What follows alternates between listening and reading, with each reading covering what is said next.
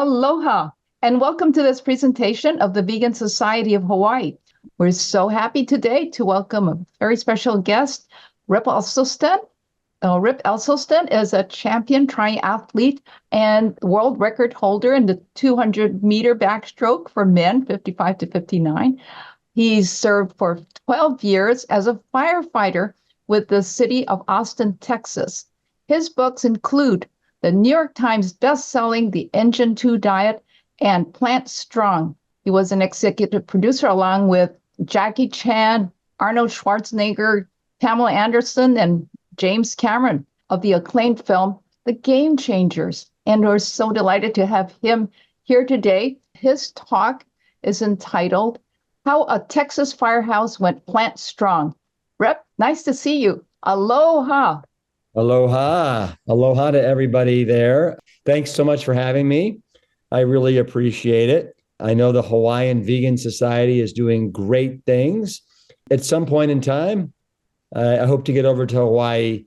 Much like Ruth, I spent a large part of my life doing triathlons, and I've been either over to the Big Island of Hawaii to participate in or watch the Ironman triathlon probably at least 12 times. And I've been over to the island of Maui to participate in the Xterra Off-Road Triathlon World Championships probably 10 times.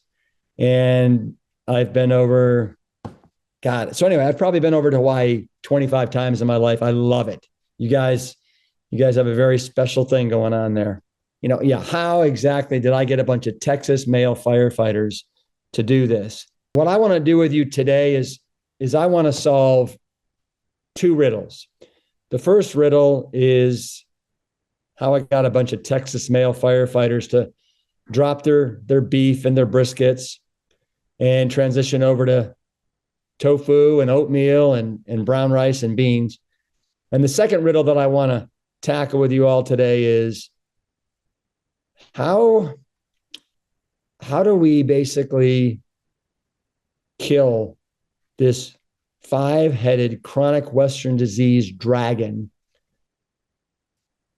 that is causing so much terror and destruction across all our cultures? And specifically, let's focus today on heart disease. So those are the two riddles. And then we're going to dive in immediately with this riddle, which is, what exactly is this and why is it above a door in a kitchen? So what we're looking at here is Jiffy Pop popcorn, and it's on a nail above a doorway. And this is what we in the fire service affectionately call a redneck smoke detector.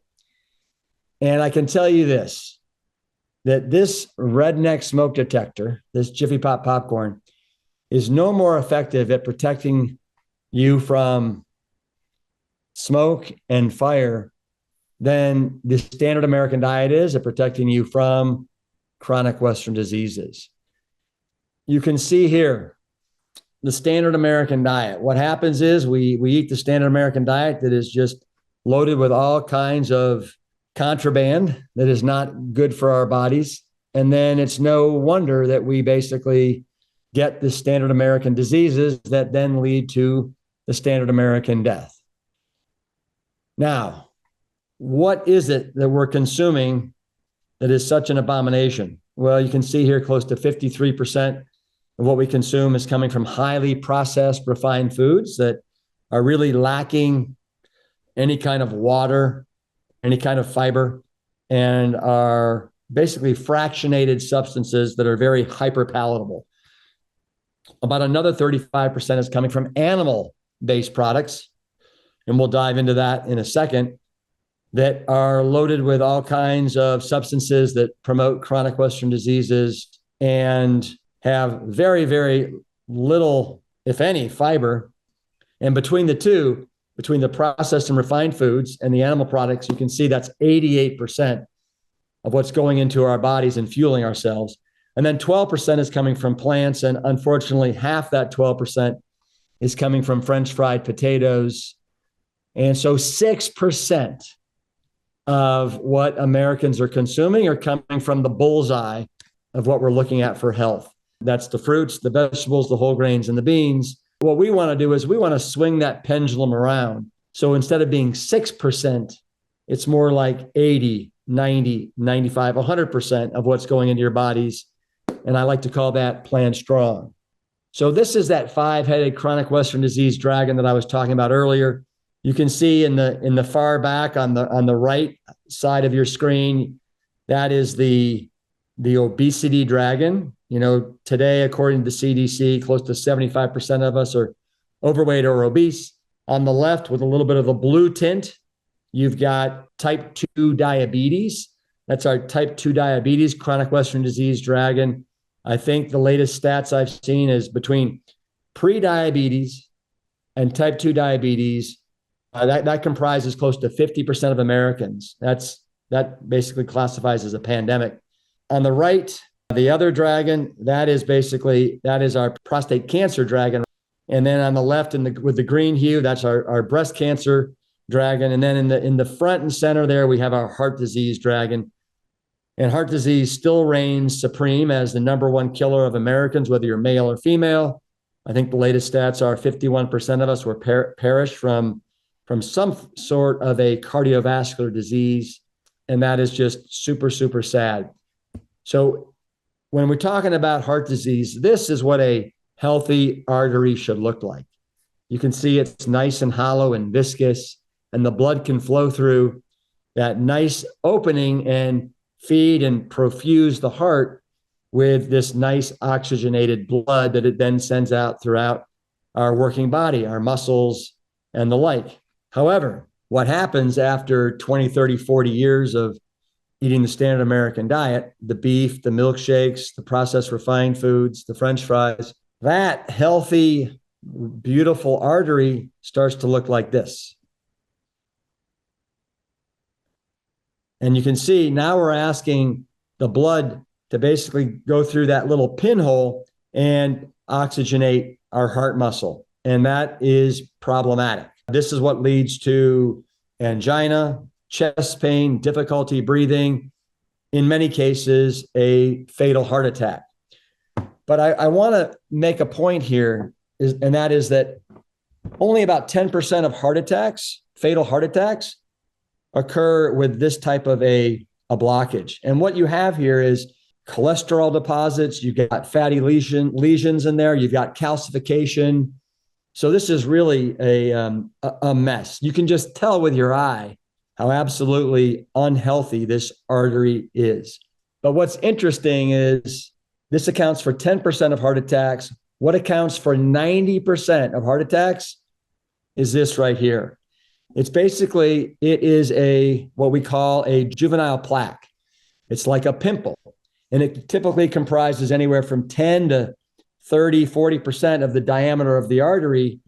And what happens is over time, that upper cap starts to thin out and become almost like a cobweb. And when it does break open, you basically have this blood flow that goes out into the artery. And now your body, it basically wants to form a clot to prevent the bleeding here.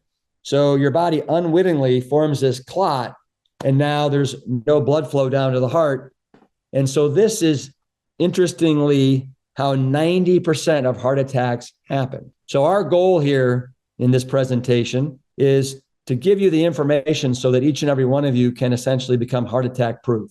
The good news here is that in as little as several weeks, you can basically make yourself heart attack proof by firming up and shrinking these juvenile plaques, these pimples that are responsible for causing a heart attack.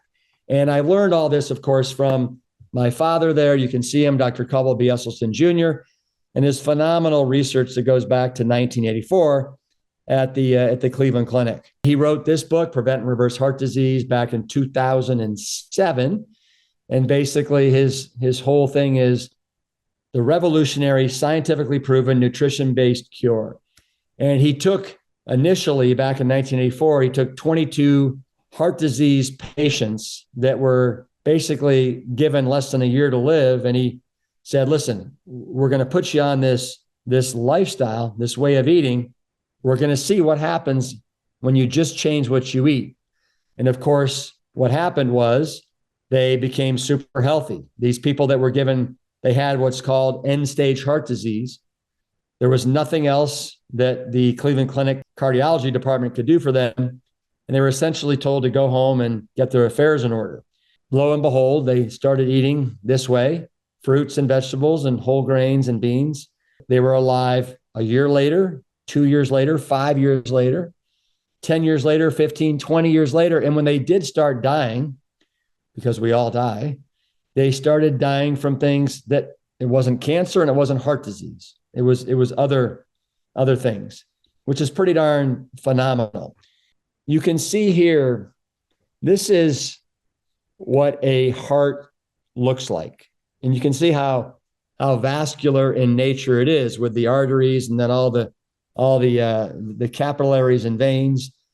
One gentleman in particular was sent to him. He had 47 stents that were placed in different parts of his heart. 47.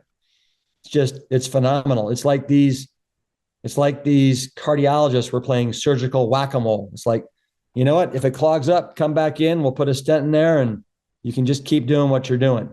And we now know better. And so the beautiful thing about eating this way is that not only can you prevent the onslaught of this horrific disease, but in many cases, you can actually metabolize away these plaque formations and clear them up, especially if you're young enough when it happens. So let me just show you some before and after angiograms. This right here is what's called the left anterior descending artery, or the widowmaker. The angiogram on the left is a 43-year-old surgeon at the Cleveland Clinic.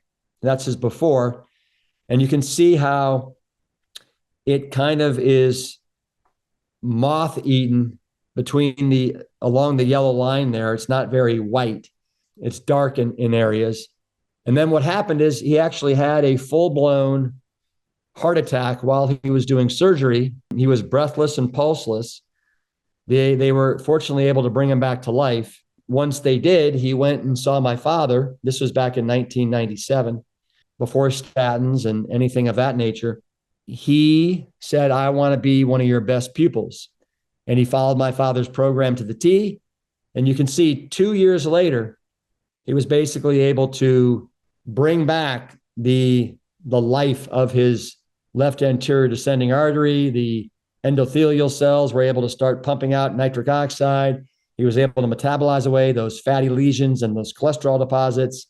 Lo and behold, you can see it's as clean as a whistle 2 years later.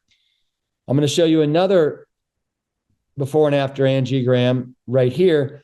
This was in July of 2017. A gentleman from Sarasota, Florida, called my father and said, this was my before artery. You can see I've got an 80% blockage. And then what happened is I went 100% on your program.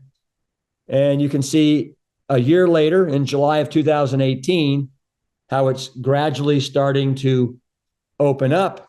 He successfully went from an 80% blockage here to 45% blockage here. And then you can see here, about another year and 6 months later, zero blockage. He was absolutely able to 100% get rid of everything that had built up over the ensuing 20, 30 years. And this gentleman was in his late 40s. So I want to make it very clear to you that once you have calcification of the arteries, you can't reverse that. There's no reversing. It's kind of like, rock or stone that's in there. But if you catch it soon enough before the calcification happens, you can metabolize away these formations. But even if you are 85 and you want to start eating this way, it's absolutely 100% beneficial. You can bring those endothelial cells back to life. That's the innermost lining of all the vessels in our body. You actually can get a more youthful, elasticized dilation of your vessels, which can result in much greater blood flow to the heart muscle. So it's all good. And I just want to make it very clear to you all, it's never too late. to start eating this way, whether it is to lose weight, whether it's diabetes, whether it's to help prevent cancer, and then of course heart disease. This is just a little video of Wolf Blitzer talking to Bill Clinton in 2011. And it changed my whole metabolism, and I lost 24 pounds, and I got back to basically what I weighed in high school. But I did it for a different reason. But I mean, I wanted to lose a little weight, but I didn't ever dream this would happen. I did it because after I had this stent put in, I realized that even though it happens quite often that after you have bypasses, you lose the veins because they're thinner and weaker than arteries. The truth is that it clogged up, which means that the cholesterol was still causing buildup in my vein. It was part of my bypass. And thank God I could take the stents. I don't want it to happen again.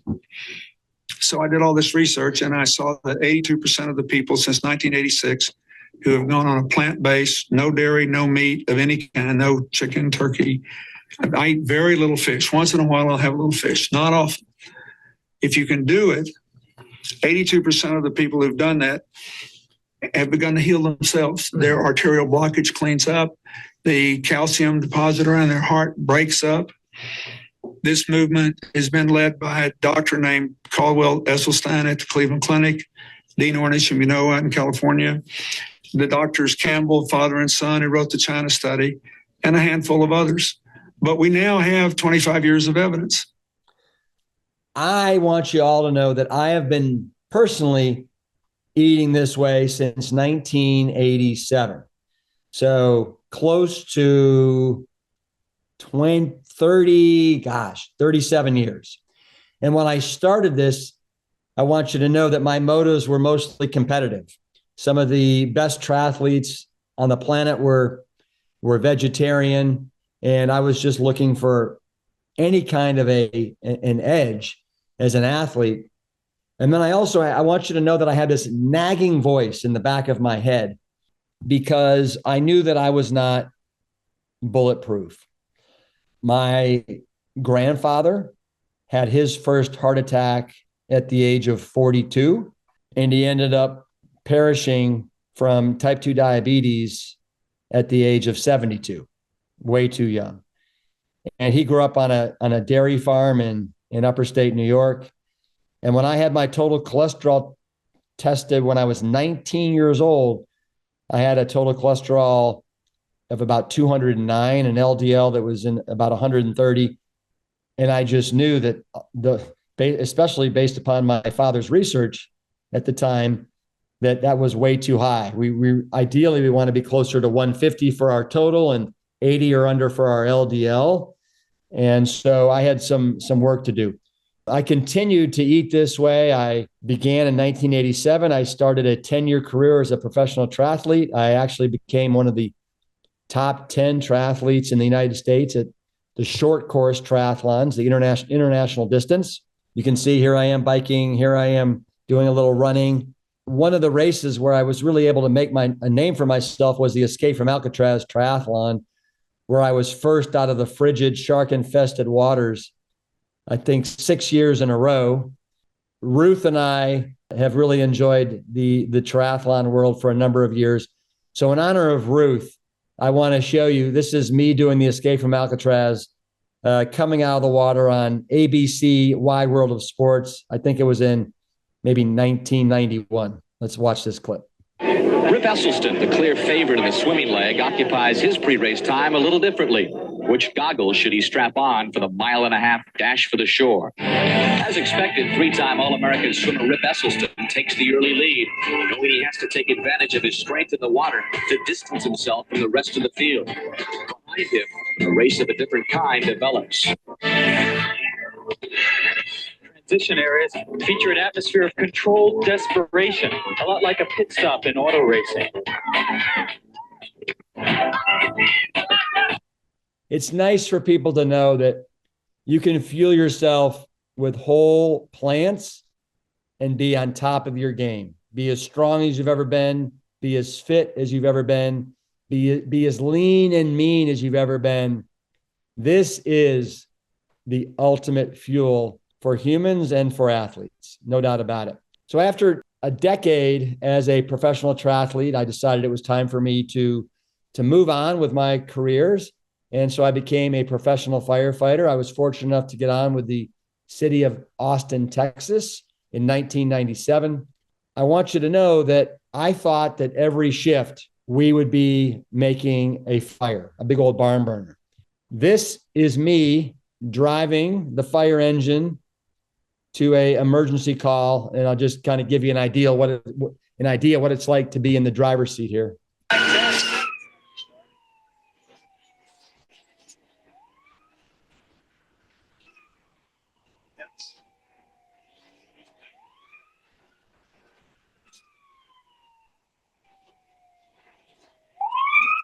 You guys get the idea there. That tone goes off and we don't know, are we going to a medical call? Are we going to a big old fire or what? And, I signed up to be a firefighter to fight fires like this one here. But what I discovered in very, very short order was that, and I'm not exaggerating, 90% of our call volume, we're not fighting fires. What we're doing is we're responding and we're fighting chronic Western diseases. So we're responding as emergency first responders, as EMTs, to lifting assistance calls for somebody that's 300, 400, 500, 600 pounds. We're responding to somebody's blood sugar levels that got too low because they're pre-diabetic or type 2 diabetic. We're responding to chest pain, difficulty breathing, full-blown heart attacks, where we're thumping on their chest and doing everything we can to bring them back to life. People that have had a stroke, people that have dementia. So we, as firefighters, were able to see up close and personal the devastation that's being caused by the fork, the spoon, and the knife. And I can't even tell you how disheartening it was. One morning, we were sitting out on that porch right there. This is Fire Station 2, where I spent the last 6 years of my career. We were sitting out there and we had a little bet to see who had the lowest cholesterol level. And so we drove the unit down to a laboratory. We all got tested. And my brother, that I've been a firefighter with for close to 6 years, JR, his cholesterol came back and it was 344 milligrams per deciliter, which is phenomenally high. Most Americans have a cholesterol between 200 and 250, and you all understand the score right now. Most Americans will also perish from heart disease. A third of people that have a full-blown heart attack have a total cholesterol that's between 160 and 200, a third. And so most of us, our cholesterols are way too high. It's one of the number one risk factor for heart disease. JR at 344 was really a ticking time bomb. And then to boot, we found out that he had a horrendous family history of men in his family perishing before the age of 50 from heart attacks. JR was all ears. And he's like, let's do something about this. And so I basically sat JR and the other 4 guys that were at Fire Station 2 down. And I said, listen, we need to completely change the way we look at food. Right now is, you guys have looked at food as the strong food being the meat and the dairy and the cheese and the oils. And the reality is those are weak foods. So we need to do a complete 180 paradigm shift. And I want you to understand, and remember, the audience I'm addressing here is a bunch of male firefighters. I said, guys, the most masculine food that you guys can consume into your incredible, miraculous bodies is the stuff in the green. It's the fruits and the vegetables and the whole grains and the beans. The food that growing up we thought was a little bit wimpy, right? But the reality is these are the foods that are going to take care of you as a male and also allow you to be the best possible firefighter that you can be. Get over whatever preconceived stigma notion you have about eating these foods, because it's completely mistaken. I challenged JR and the guys to basically do this for 28 days. And I gave them a little lecture and So I said, guys, you currently think that red meat is going to put hair on your chest, make you more manly. And the reality is it's going to make you less of a man. We now know that the artery going to the penis is 1/5 the size of the arteries that are going to your brain. And so it's the artery that it basically gunks up first and foremost with cholesterol. So it's kind of erectile dysfunction is really the canary in the coal mine when it comes to heart disease. And that's not very manly, guys. So if you want to allow your Puff the Magic Dragon to roar, like I know all of you do, you'll drop the red meat. 70 milligrams of cholesterol per 3 ounces, and it's 40% saturated fat. All that's going to do is basically clog you up. I said chicken. You guys are downing chicken like there's no tomorrow. And I want you to know that chicken is not the cat's meow when it comes to being a healthy animal product and a healthy piece of animal flesh. It's just not. It's got the exact same amount of cholesterol as red meat. Instead of being 40% saturated fat, it's 30% saturated fat. You don't need it. And I also know that you guys think that salmon is absolutely the perfect piece of animal flesh. But I'm telling you right now, you're not only getting 60 milligrams of cholesterol per 3 ounces, you're getting 20% of that fish is coming from saturated fat. If you just happen to get a perfect piece of fish, because of the bioaccumulation and biomagnification of what's going on in the oceans and the water these days, you're getting a heavy dose of heavy metals, PCBs, dioxins, and mercury, none of which any of you want coursing through your bodies. And then lastly, guys, eggs. You guys have scrambled eggs over easy just about every morning that I've been working with you. And I want you to know that one egg yolk has the same amount of cholesterol as 2 Burger King Whoppers with cheese. So there's only 2 things wrong with the egg, the yolk and the white. Okay. So let's move on. Let's kind of man up and get past that. I also had to let these guys know that dairy has the exact same DNA as animal products, as basically meat. It's got the same amount of cholesterol, the same amount of saturated fat, and it's teeming actually with a type of animal protein, casein, that is a real troublemaker. And I said, let's refer to ice cream as frozen meat. It's just sugar and fat. And so you guys, as much as you like your Bluebell ice cream, let's start making our own out of mango and blueberries and bananas. When it comes to yogurt, yogurt's just runny meat. All right. And you guys are really smitten with your Greek 2 times the amount of protein yogurt. But I want you to know it's 2 times the amount of problematic protein that comes from casein, casein. It's a growth accelerator that's put there by the mother cow to grow that baby cow as fast as possible. And it was never meant for us as human beings. And so I want you to think of that yogurt, that milk, that cheese as basically a fertilizer that is going to accelerate the growth of any dormant tumor and cancer cells that you have in your bodies. And we all have them. And so the last thing you want to do is be putting gasoline on that fire.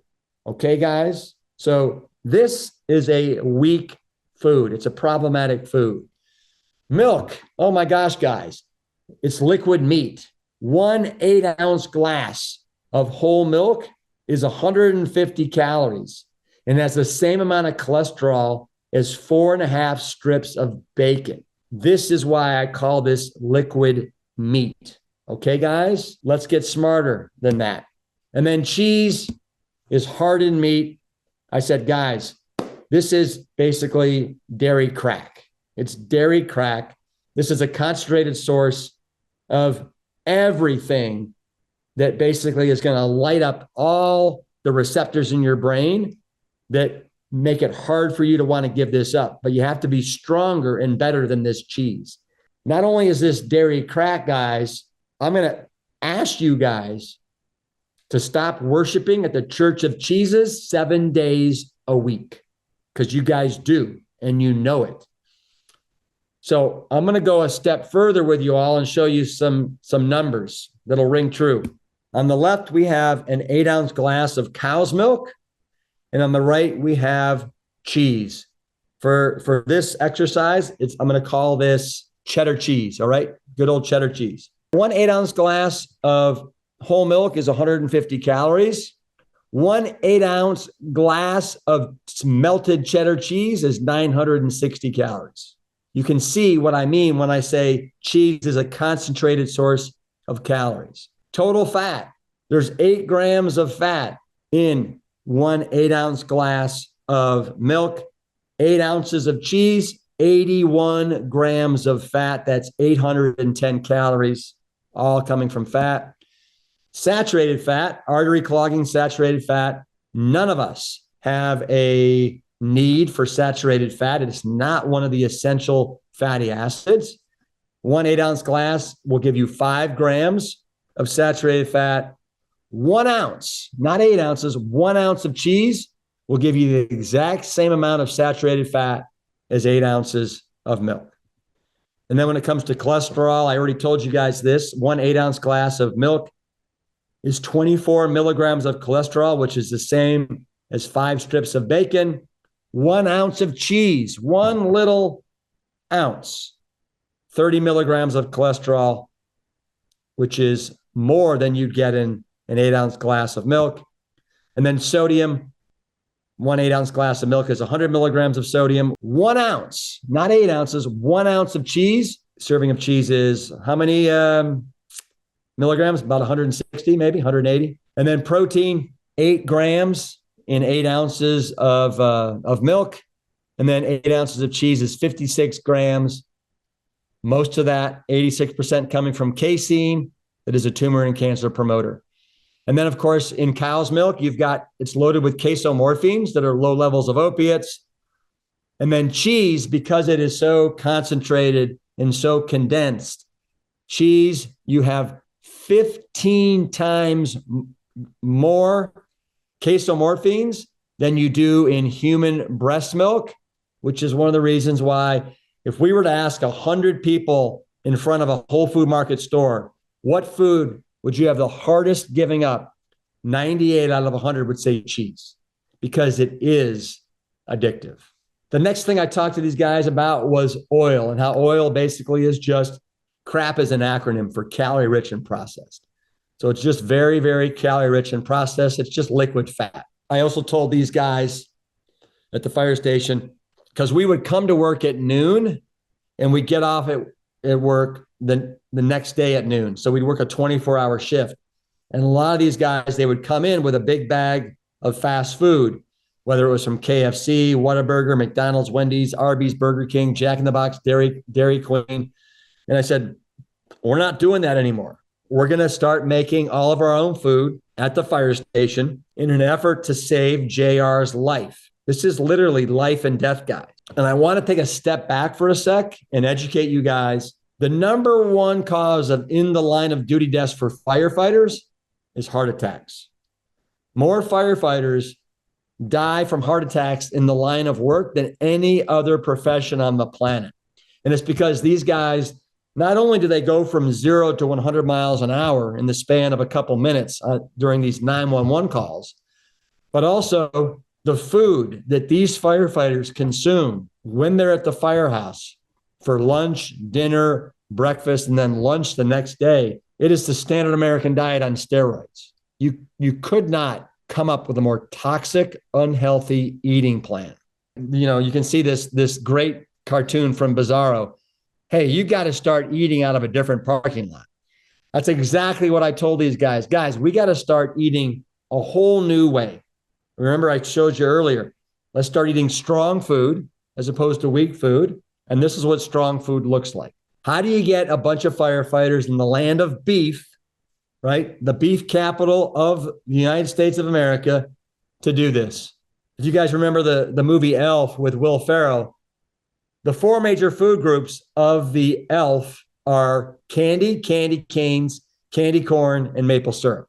And I kid you not, the 4 major food groups of the Texas firefighter are no healthier. Basically, what you got cheese, pizza layered with pepperonis.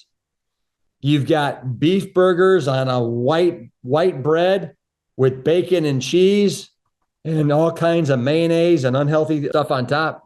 You've got beef fajitas with all the unhealthy fixins that go along with it. For dessert, every night, it's Bluebell ice cream. That is the ice cream of choice for the Austin firefighter. There's probably 2 or 3 gallon tubs in every one of the 55 firehouses in Austin, Texas. I know guys that would have Bluebell ice cream for breakfast, lunch, and dinner. And I'm not exaggerating. What do? You take the 4 major food groups and you just Plantstrongify them. So that's how I started with these guys. Instead of doing the unhealthy beef burgers, we would do beet, black bean, brown rice burgers that we'd make on the grill on a nice whole grain bun. We do caramelized onions. We do sauteed mushrooms, all kinds of wonderful fixings on top. You can see here, we would actually make our own whole grain pizza crust. And then on top of that, we do a nice red sauce. Well, you can see here, we got Brussels sprouts, we got tofu, we've got avocado that we put on the very, very end. We've got onions, mushrooms. I mean, it was absolutely delicious. And what you'll see in absence of here is we have no dairy crack. We have no cheese that's on top of that pizza. And then fajitas. Fajitas are a huge hit at all the Austin firehouses. And so instead of doing the beef fajitas, we would do portobello mushroom fajitas, butternut squash fajitas, tofu tempeh fajitas. You can see there, we'd also do fat-free refried beans. We'd do onions and bell peppers that were sauteed in veggie broth instead of oil. And we do a nice brown rice. And then when we do French fries, we would do the French fries, we just bake them, right? We wouldn't dip them down in oil. Here's another nice, healthy fajita dish right there. And then we put those on corn tortillas with a little bit of salsa and a little bit of guacamole. And instead of doing the Bluebell ice cream, we would make our own mango ice cream in the Vitamix blender or the Yonana machine that we had. So you just make some very, very intelligent, smart substitutions. Let me just go through some of the other kind of meals that we would make at the firehouse. This is basically a nice, healthy, dry breakfast cereal with fruit on top. We'd always do oatmeal, steel cut oats. Here we made some whole grain waffles in the waffle maker with fruit instead of maple syrup. This is open-faced sandwiches. These are with hummus, a little bit of cilantro, cucumbers, and then Mrs. Dash, salt-free seasoning there. Here we have some, this is in a panini maker. We did some red bell pepper roasted sandwiches with spinach and hummus and avocado. Red lentil sloppy joes. We're not using the meat here for sloppy joes. We're using red lentils. They make a great substitute. Here we've got a great oat walnut meatloaf. Instead of doing a meatloaf, we did a oat walnut loaf with barbecue sauce. Everybody would love it. This is macaroni and not cheese. This is a whole grain macaroni noodle. And then on top of that, we would pour a wonderful combination of, it'd be cashews, walnuts, nutritional yeast, roasted red bell peppers, lemon juice, and a little bit of water. And that would be our substitute cheese sauce. And it rocked, absolutely rocked. This is a shepherd's pie using lentils, and you can see the peas and the corn and the wonderful potatoes that are there. No meat, no dairy products. And then every day at noon, we'd come in and we would make these big as your face burritos. And inside we'd load them up with onions and mushrooms and beans and rice. And then we'd either put a red sauce or a nice green sauce on top. We would each typically get 2 of those. So you can see there were 5 of us at the station. And you can see if you count them up, there's 10. So we each have 2 of those, which would be fantastic for lunch. And then sometimes for dinner, we'd make a nice big old casserole. This is a nice lasagna with a side of curly kale. One of the things that we like to do at the firehouse is see how frugal we could be when it came to making meals. one of the ways we were able to make this so sustainable is we would always switch off whose turn it was to cook. And so on the inside of one of our food lockers, we had a running list of everybody's names, the date, and what we made for dinner and how much it cost. Let's say there's 5 of us, it cost $30. Right after the meal, you gave the person that bought the meal your share. So you divide 30 by 5, it cost everybody $6. So everybody would basically pitch in $6 for the meal. These rice and bean extravaganza dinners, we could do them for about $14. You can see you eat a ton, and it would cost us about $3 a person. I tell people, anybody that thinks that eating healthy has to be reserved for the wealthy is absolutely mistaken. This can be the most affordable, frugal, healthy way to eat on the planet, bar none. And you guys have probably all heard this saying, but this really can be peasant food. You know, it's rice and beans, it's potatoes, it's bananas. If you can't afford to eat fresh, then don't. Do frozen. Frozen is just as healthy as fresh. It's picked at the peak of its ripeness. Typically, it's washed. It's absolutely fabulous. Our freezer at home, we've got everything from broccoli, cauliflower, raspberries, blueberries, mangoes, strawberries, kale, collards, all frozen. And then here you can see we loved making chilies, big old chilies. And on top, we'd throw jalapenos and onions and tomatoes, big old hearty chilies and stews. We would always start every meal, every dinner with a big old salad. And we loved romaine lettuce because it's so hearty and so robust. And then here you've got tofu, Brussels sprouts, onions, beans. We would make the most muscular, wonderful salads that you could imagine. Instead of doing fried chips, we would basically in the oven, we would bake pita bread and corn tortillas and then break them up. And this is what we would dip into the salsa or the guacamole, right? Healthy, very, very low fat chips. And then we would always have some sort of fruit lying around.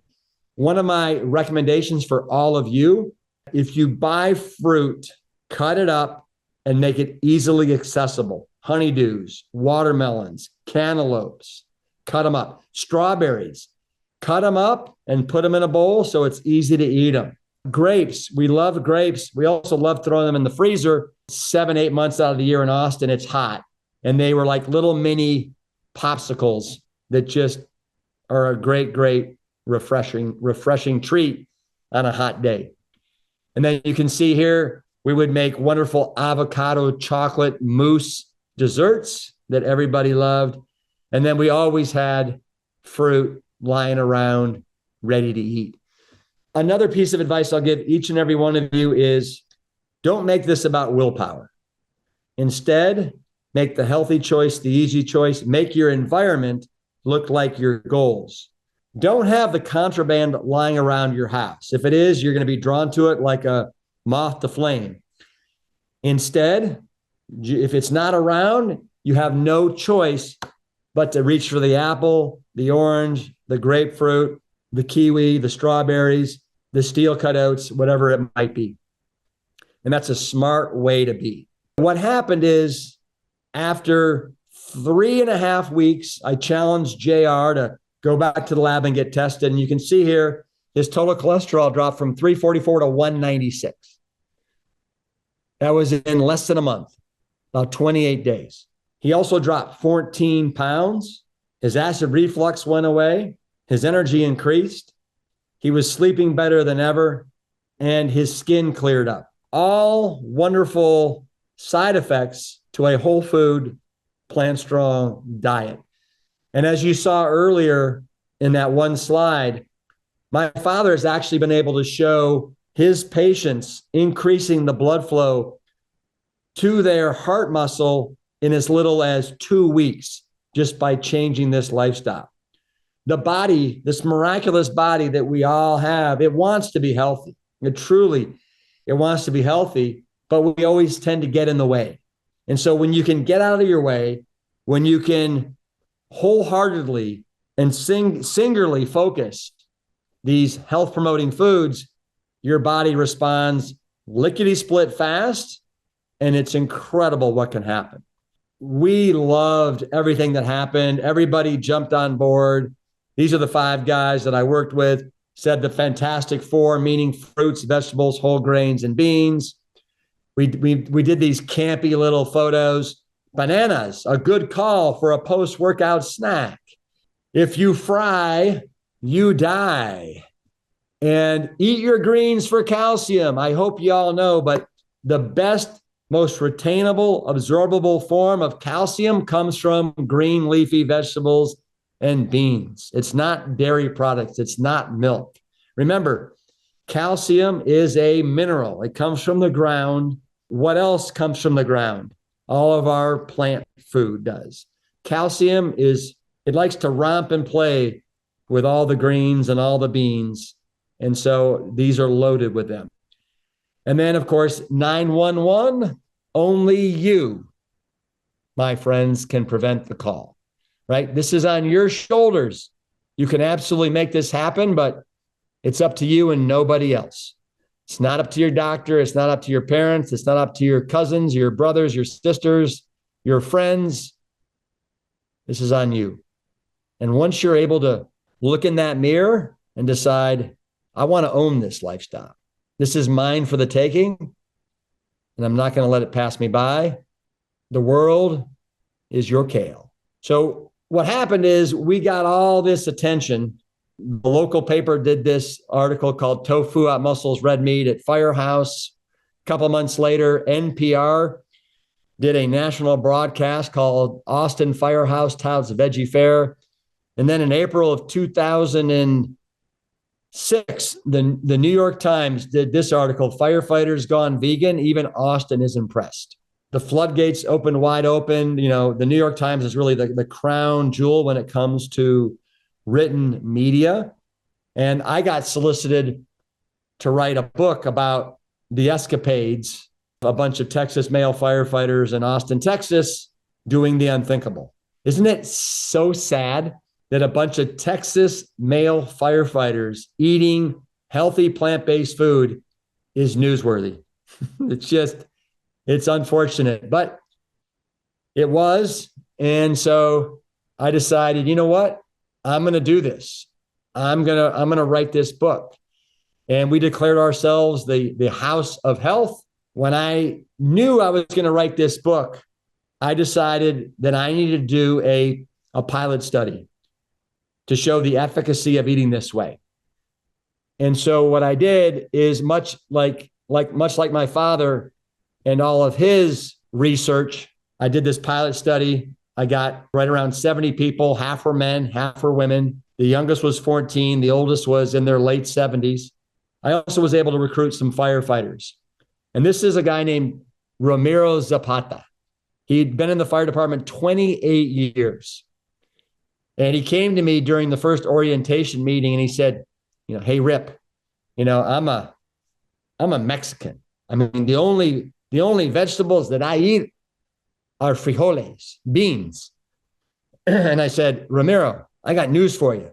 Beans aren't a vegetable. They're a legume. And he said, oh, brother, I can't do this. I said, you can do this. You can. You can.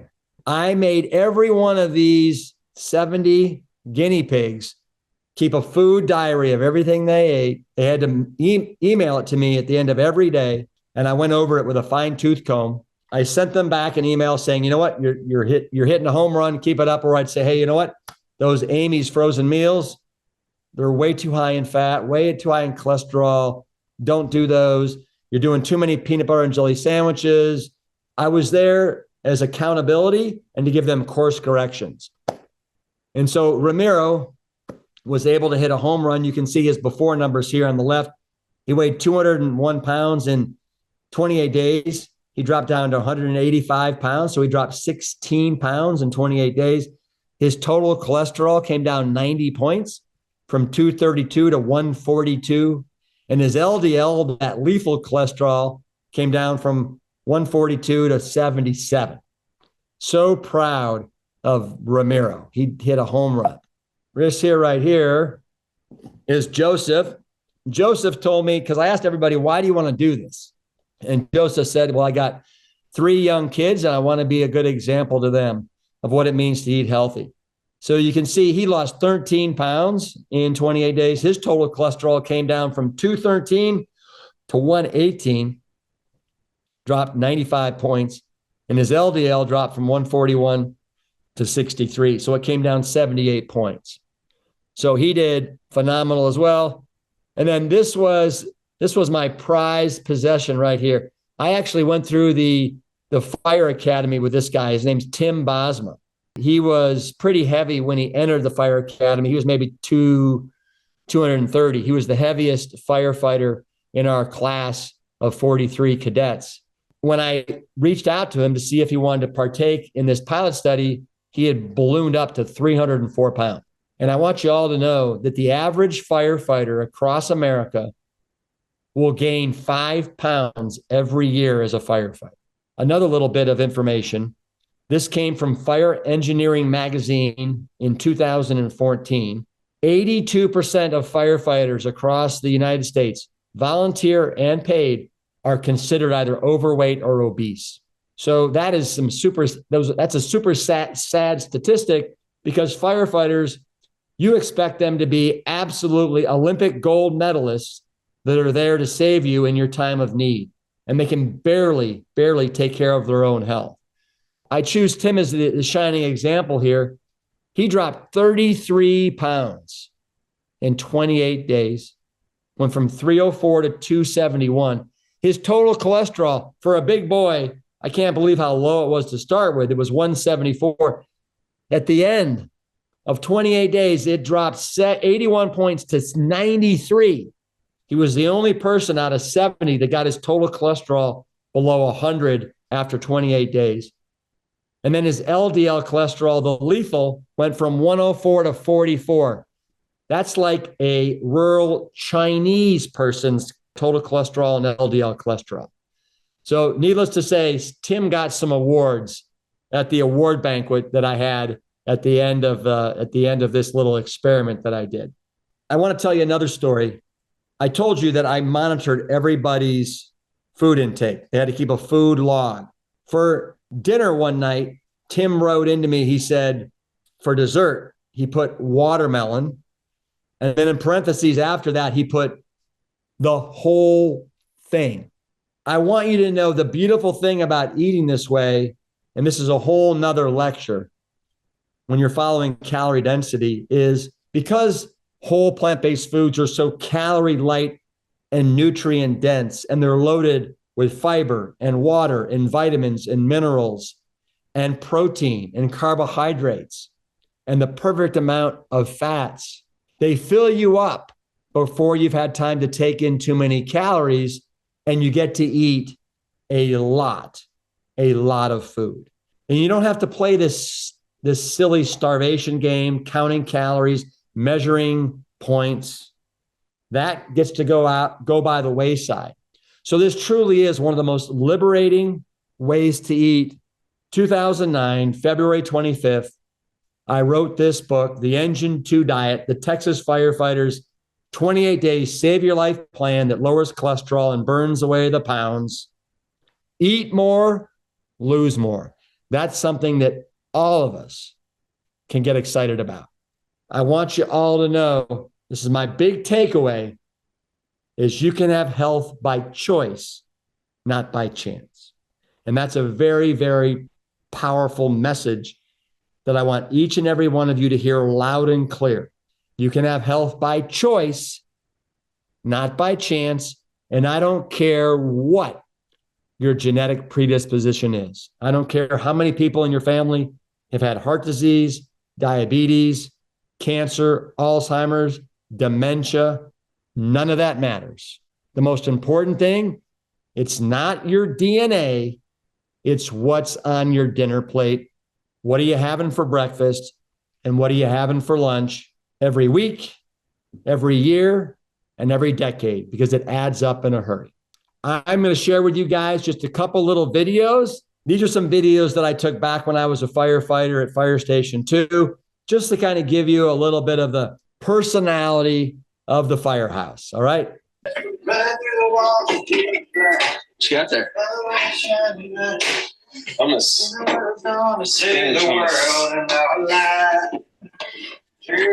Oh, you're just gonna add it right to the other stuff, eh? Okay, what would you like me to Yeah. wrap? So wrapping? Yeah. Well, there's some wraps. Wraps, whole wheat wraps. Good. We got some zucchini, and we got some bell peppers and onions and green squash. Slap some hummus on. Where'd our lettuce go? It's in this. It's here. Look at the. There it is. There it is. Yes, lovely. Need some red onion, but other than that, no. And there's the hummus. Delicioso. So those were obviously some wraps that we were making for dinner with a big old salad. But this is a rookie. He just came to our fire station. And I want you to know that eating Plantstrong became a tradition at Fire Station 2. And if a firefighter promoted or retired and we had a new firefighter coming to the station, they pretty much knew what they were getting into. And so this guy had no idea how to cook this way, what it meant to eat this way. And it was his night to cook. So I got him on video here cooking his first meal at Fire Station 2 for dinner. All right, explain to me what we have going on here. Here we have an Asian stir-fry cooking. We have red cabbage over here. All right. We have tofu cubed, simmering in a hoisin sauce. Okay, nice. And then we also have a vegetable medley here. He goes on to say that he spent almost 2 hours in the grocery store trying to find all the ingredients. He said he went and was asking people that worked at the grocery store, where do I find the tofu? The people that worked there didn't even know what tofu was. He said it was so difficult, but as we all know, it gets easier and easier and easier.